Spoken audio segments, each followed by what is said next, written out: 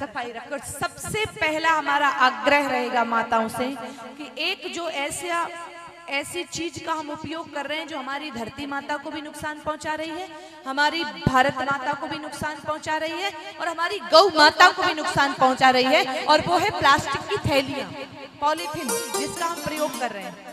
करते हैं कि नहीं करते हैं? और कुछ माताओं की तो ऐसी आदत होती है जो प्लास्टिक की थैली में कचरा, खाने की वो सब्जी के छिलके और जूठन सब बांध करके फेंक देती हैं।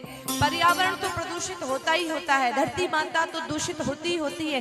गाय माताएं जो सड़कों पर घूम रही हैं, जो इधर उधर विचरण कर रही हैं, भूख प्यास में परेशान है, वो गौ माता जब भूखी रहती है और वही गौ माता उस थैली में बांधा हुआ जो पदार्थ है उसकी खुशबू लेती है, तो उसे खाने के लिए वह उसे खोल नहीं पाती, क्योंकि वो हाथ नहीं है उनके पास कि खोल लेंगी। उस बांधी हुई थैली सहित खा जाती है और वो गौ माता गोलोक से हार जाती है। मेरी प्यारी माता, होता है कि नहीं होता है?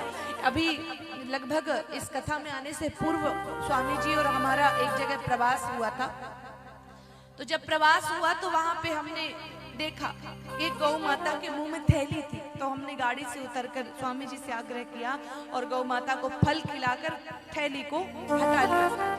लेकिन आप आश्चर्य करेंगे कि उस थैली में हमने देखा कि खाने की चीज और कांच के टुकड़े उसमें साथ में भरे हुए थे। विचार करो मेरी प्यारी माताओं, अगर वो गौ माता वो थैली खा गई होती तो उनका क्या हुआ होता? हजारों सैकड़ों गौ माताएं मर जाती हैं, प्राण त्याग देती हैं इन थैलियों को खाने से।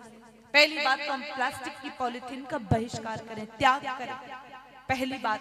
दूसरी बात, अगर किसी मजबूरी वश हमें लानी भी पड़ जाए तो उसमें कोई खाद्य पदार्थ डालकर बाहर ना फेंकें। माताओं से निवेदन है, अगर आप सब्जी बनाती हैं, लौकी के छिलके हैं, पालक का निकला हुआ कुछ पत्ते डंडे वगैरह हैं, धनिया साफ करती हैं, धनिये की पत्तियां हैं, आलू छिलती हैं, आलू के छिलके, ये तो सब गौ माता खाती है ना भाई। तो एक पात्र अलग से रखो और जो सब्जियों के छिलके हैं उन्हें अलग रखो। द्वार पर कोई भी गौ माता आए, उन सब्जी आप बना के खा लो, छिलके हमारी मैया खा लेगी, तो ये घर बैठे ही पुण्य हो जाएगा आपके हाथों से। हो जाएगा कि नहीं हो जाएगा? लेकिन और कोई खाने की भी चीज है तो आप उसे एक पेपर बिछा के, कुछ बिछा करके व्यवस्थित जहाँ गौ माता आती है वहां ऊपर रख दीजिए, लेकिन थैली में बांध कर मत फेंको। उस खाद्य पदार्थ को खाने के चक्कर में गौ माता थैली खा जाती है और थैली खाने से गौ माताओं की मृत्यु हो जाती है।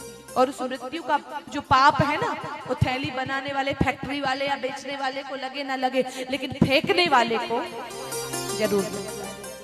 पहला प्रयास रहे कि हम थैलियों में कोई भी, कुछ माताएं बहनें ऐसे होते हैं जो गीले खाद्य मीठे पदार्थ भी उसमें भर के फेंक देती हैं, तो गौ माताओं को नुकसान हो जाता है। इसलिए निवेदन है, पहला तो हम प्रयास करें कि प्लास्टिक की थैलियों का प्रयोग ना करें, कपड़े के थैले सिलाएं। आपके पास पुरानी जो साड़ियां पड़ी हैं, किसी दर्जी को, टेलर को दे करके सैकड़ों थैले सिलवा भी लो, बांटो भी, और इतने सारे थैले अपने पास रखो। जब भी सब्जी लेने जाओ, जब भी आप बाजार जाओ, वो एक दो थैले अपने साथ लेकर के जाओ। पहले के बाबा दादा थैले भी नहीं रखते थे, अपने कंधे पे एक अंगोछा रखते थे,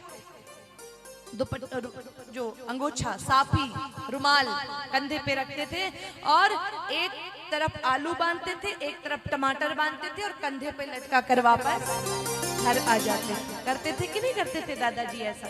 लेकिन अब ये ज्यादा स्टैंडर्ड के चक्कर में हम लोग इतनी थैलियां इकट्ठी कर लेते हैं और बाद में फिर वो पर्यावरण को भी नुकसान पहुंचाती है, क्योंकि वो गलती नहीं है, वो सड़ती नहीं है, वो वैसी ही रहती है। हजारों वर्ष लग जाते हैं उसको नष्ट होने में, तो प्रकृति को भी नुकसान होता है और गौ माता को भी नुकसान होता है। इसलिए मेरा आग्रह है आप माताओं बहनों से हाथ जोड़ करके कि गुड़ आदि जो है वो थैली में बांध के कहीं फेंके ना, डाले ना। मीठी चीज है, सब्जी है, निवेदन आपसे इतना कर सकते हैं। जो हम कर सकते हैं वो तो कर सकते हैं कि नहीं कर सकते? बताइए, कर सकते हैं। जो हमारे सामर्थ्य में है तो स्वच्छता रखें, और ऐसी स्वच्छता रखें कि हम स्वच्छ भी रहें, सुंदर भी हमारा गांव लगे, गौ माताओं को भी नुकसान ना हो, धरती माता को भी कोई नुकसान ना हो।